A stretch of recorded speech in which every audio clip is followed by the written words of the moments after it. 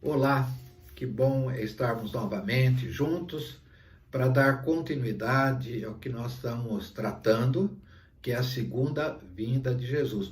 Hoje nós vamos falar do capítulo 19 de Apocalipse, para você ir preparando a sua Bíblia aí para estar acompanhando, né? Então nós queremos falar hoje da vinda de Jesus, da destruição. Ele vai destruir o anticristo, vai destruir o falso profeta, seus seguidores, e vai destruir o diabo, vai aprisionar o diabo, nós vamos ver aqui, né?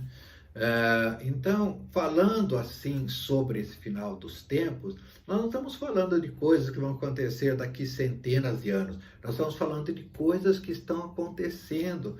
Isso é muito importante a gente estar atento, não é? A palavra de Deus fala: bem-aventurados aqueles que leem, ouvem a palavra que está escrito nesse livro, que é o livro de Apocalipse. Logo no início e no final do Apocalipse diz exatamente essa afirmação de Deus, né? Então, nós temos falado sobre sinais da volta de Jesus e vimos que os sinais já se cumpriram, e tem 2 sinais que faltam a se cumprir ainda, né? Mas que já estão se cumprindo. Falamos de pragas, a ira de Deus que é derramado sobre a terra no final dos tempos, sobre aqueles que endureceram o coração, que se rebelaram contra Deus, né? Falamos do anticristo, da manifestação do anticristo. Falamos sobre os 4 cavaleiros do Apocalipse, no capítulo 6, é onde começa toda manifestação da ira de Deus, as pragas sendo derramadas, né? São os primeiros selos do livro que só Jesus poderia abrir. Então, é aberto o primeiro selo, né? O segundo selo. Isso começa em Apocalipse 6, né? Então, nós vamos ler agora em Apocalipse 19 e vamos estar comentando um pouquinho alguns versículos, dado a importância que João dá exatamente para a gente identificar o perfil daquele que está vindo, para nós não sermos enganados de jeito nenhum, né? Diz assim, olha, verso 11, Apocalipse 19. Vi o céu aberto, eis um cavalo branco, e o seu cavaleiro se chama Fiel e Verdadeiro, e julga e peleja com justiça. Veja, ele já dá nome aqui, né? Daquele que é real, verdadeiro mesmo, que é fiel. Depois o verso 12 diz: e os seus olhos são chama de fogo, na sua cabeça há muitas diademas, ou muitos diademas, tem um nome escrito que ninguém conhece senão ele mesmo. Está vestido com um manto tinto de sangue, e o seu nome se chama Verbo de Deus. Veja, vamos só parar um pouquinho aqui para a gente meditar as características do Cristo voltando. Nós sabemos que vão ter sinais nos céus e na terra, né? Vai ser um dia assim glorioso, mas um dia de lamentação para aqueles que endureceram o coração contra Jesus, contra Deus, né? Mas por que essa preocupação de João descrever em detalhes? Porque no capítulo 6 de Apocalipse também existe, já no verso 1 e 2, um cavaleiro vindo sobre um cavalo branco. Eu vou ler para vocês em João 6:1, ou em Apocalipse, escrito por João 6:1. Vi quando o cordeiro abriu um dos 7 selos, e ouvi um dos 4 seres viventes dizendo, como se fosse voz de trovão: vem. Vi então, olha só, e eis um cavalo branco e o seu cavaleiro com um arco, e foi-lhe dado uma coroa, e ele saiu vencendo e para vencer.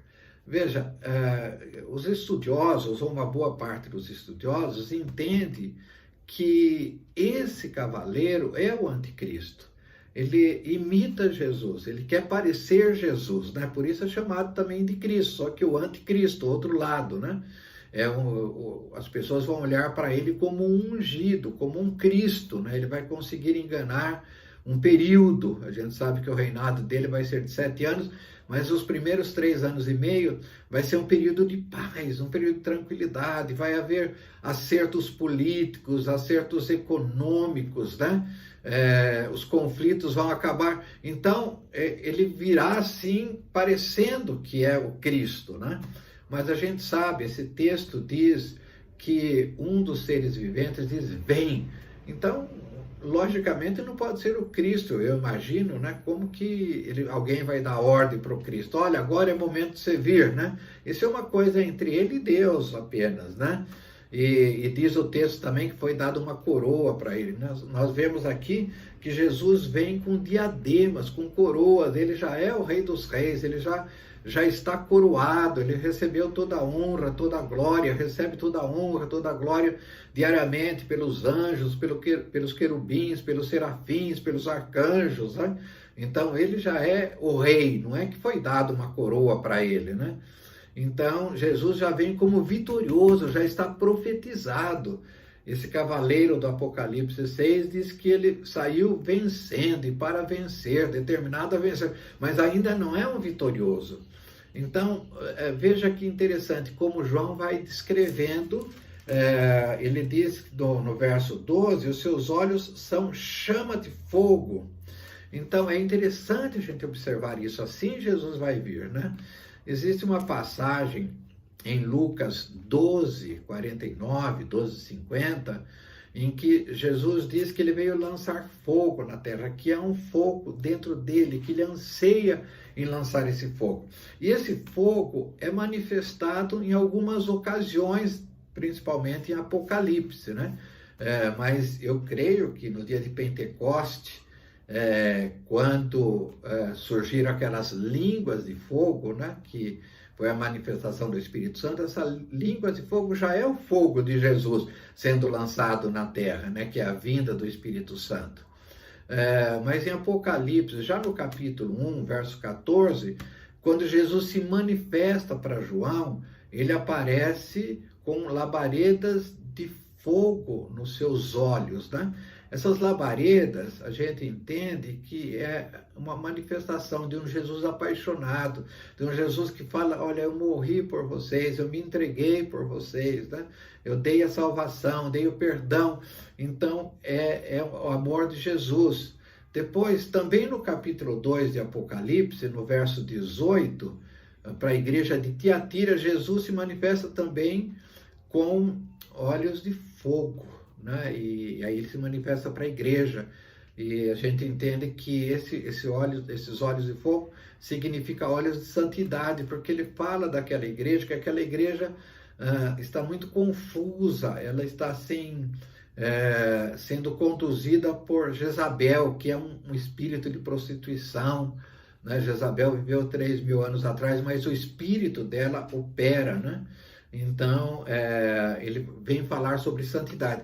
Mas aqui, nesse caso, o que significa os olhos são chama de fogo de Jesus? Significa fogo da destruição.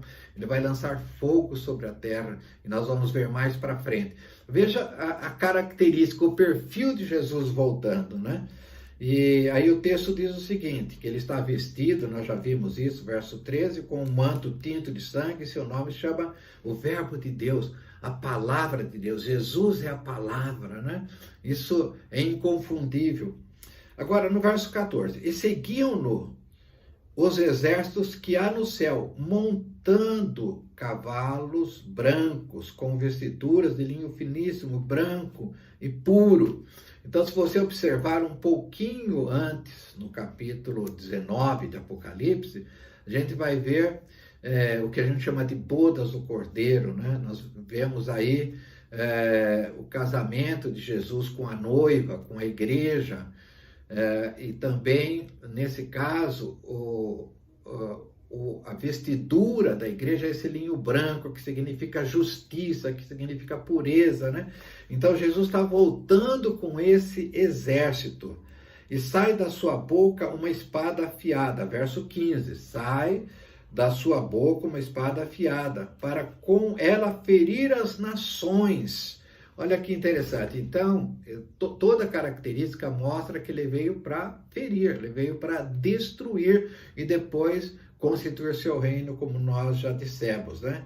E ele mesmo regerá com um cetro de ferro. Então, veja, ele vem para destruir e ele vem para reger. Ele vem para ser rei absoluto sobre toda a terra, sobre todo o universo, né? Regerá com cetro de ferro e pessoalmente pisa o lagar de vinho do furor da ira do Deus Todo-Poderoso. Veja, a primeira coisa, Jesus vai pisar nessa terra, né? E a gente pergunta, mas aonde Jesus vai pisar primeiro?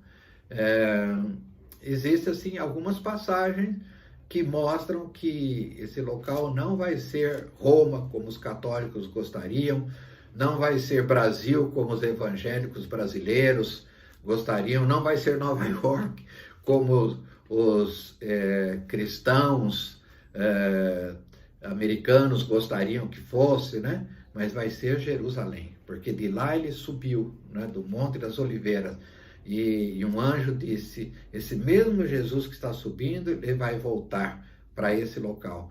E também Zacarias 14 fala sobre a volta de Jesus em Jerusalém, onde ele vai pisar, né? E nós temos também a própria definição, né, que já em Lucas 1, quando Jesus é anunciado, o anjo diz que ele vai reinar no trono de Davi, tá? Eternamente. O trono de Davi é Jerusalém, né? É Israel.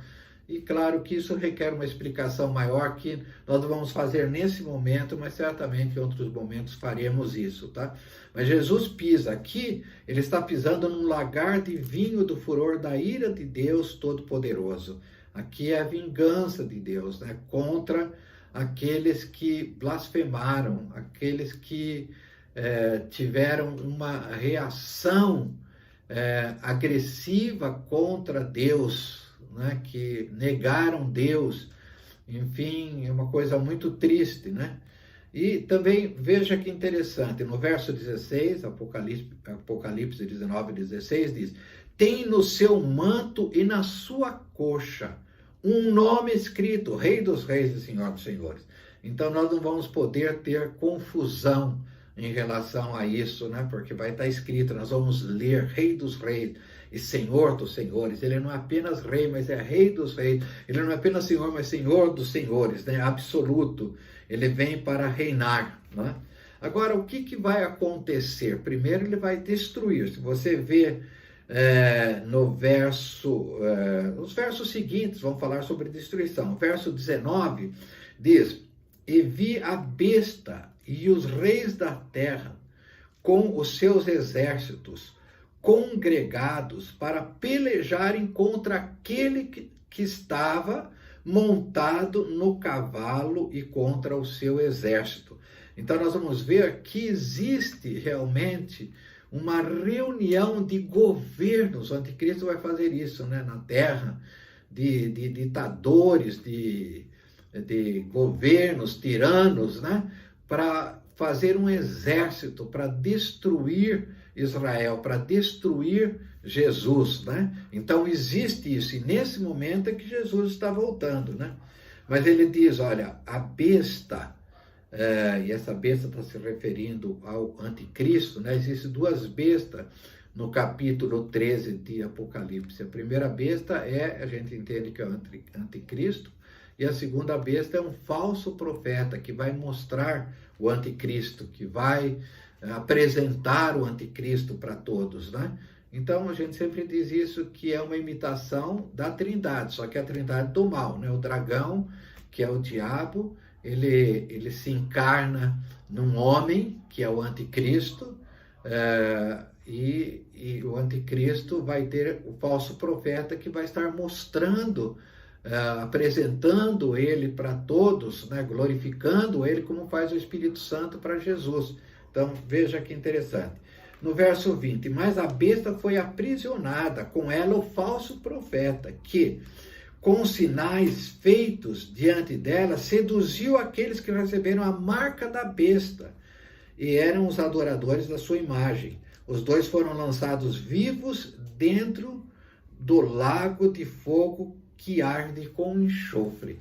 Então Jesus está derrotando aqui, né, o anticristo, o falso profeta, e aqueles que têm a marca deles, aqueles que seguiram eles, né? E aqui diz que os dois foram lançados do lago de fogo que arde com enxofre. E aí no verso 21 diz: e os restantes foram mortos com a espada que saía da boca daquele que estava montado no cavalo, e todas as aves se fartaram da sua carne. Veja, aqui é a derrota total mesmo daqueles que seguiram, tinham a marca da besta, que seguiram o anticristo, né? Agora, Jesus vai estabelecer o reino, depois de derrotar, veja que interessante, né? Aí ele vai estabelecer o reino dele. Então, o capítulo 20 mostra o estabelecimento do reino de Jesus na terra. Então, vi descer do céu um anjo que tinha na mão a chave do abismo e uma grande corrente, e ele segurou o dragão, a antiga serpente, que é o diabo, Satanás, e prendeu por 1000 anos. Então, nós vamos ter uma palavra agora iniciando por 1000 anos. Veja, no caso de Satanás, ainda ele não foi lançado no fogo que arde com enxofre, né? Mas ele vai ser preso por 1000 anos. Então, o verso 3 diz: e lançou-o no abismo, fechou-o e pôs selos sobre ele, para que não mais engane as nações até completarem os 1000 anos. Depois disso, é necessário que ele seja solto por um pouco de tempo. Então ele vai ficar preso, e nesse período Jesus vai reinar. E é interessante a gente observar porque esse 1000 anos, né? Jesus vai mostrar que é possível existir paz, né? Engrandecer Deus na terra, e nós vamos reinar com ele. Isso é maravilhoso. O verso 4: vi também tronos, e nestes sentaram-se aqueles aos quais foi dada a autoridade de julgar. Vi ainda as almas dos decapitados, esses são os mártires da igreja, né? Por causa do testemunho de Jesus, bem como por causa da palavra de Deus, tantos quantos não adoraram a besta, nem tampouco a sua imagem, não receberam a marca na fronte da mão, e viveram e reinaram com Cristo durante 1000 anos. Né? Então é maravilhoso isso, né? Nós vamos reinar. Veja o verso seguinte: os restantes dos mortos não reviveram até que se completasse os 1000 anos. Essa é a primeira ressurreição. Então diz aqui no verso 6: bem-aventurado e santo é aquele que tem parte da primeira ressurreição. Sobre esses a segunda morte não tem autoridade. Pelo contrário, serão sacerdotes de Deus e de Cristo, e reinarão com ele 1000 anos. Então aqui está falando de nós, da igreja, nós que cremos em Jesus, nós que entregamos as nossas vidas para Jesus, fomos perdoados, lavados pelo seu sangue. Então nós participaremos da primeira ressurreição, né? Como nós vimos no arrebatamento, um grupo vai ser transformado, não vai morrer, né? Mas os que morreram, que são de Jesus, vão fazer parte da primeira ressurreição, não vão conhecer a segunda morte, que é a morte espiritual, que é a morte eterna, né? Então, esses que somos nós reinaremos com Cristo por 1000 anos. Então, veja, nós temos uma opção hoje para fazer, né? Nós queremos reinar com Cristo, isso vai acontecer, irmãos. Um dia foi prometido que Jesus se manifestaria em carne, e ele se manifestou. As pessoas não criam que ele nascesse de uma virgem, tudo isso estava profetizado, né? Ele se manifestou, ele se encarnou, ele viveu 33 anos, morreu por nossos pecados, ressuscitou ao terceiro dia, subiu aos céus. Ele está sentado à direita da majestade e vai voltar. Então, isso vai acontecer. Nós estamos próximos desses dias. E nós podemos reinar com Cristo, sermos reis e sacerdotes com ele, né? Ou podemos não reinar. Isso aqui está dizendo que quem não vai reinar com ele, quem tem a marca da besta. Então, busque a marca do Espírito Santo de Deus, o selo do Espírito Santo, né? Confesse que Jesus é Senhor, creia que ele ressuscitou dos mortos, né? Invoque o nome de Jesus para ser salvo, porque terrível dia será esse, e terríveis dias serão da frente desse dia, daí para frente. Então, o nosso estímulo, como eu disse, não é só conhecer. Claro, a gente tem que identificar, tem que saber quem é Jesus, quando vai acontecer isso. Mas o importante para nós é nos prepararmos para a volta de Jesus. Que Deus abençoe a todos, que a paz de nosso Senhor Jesus Cristo seja com todos vocês. Amém.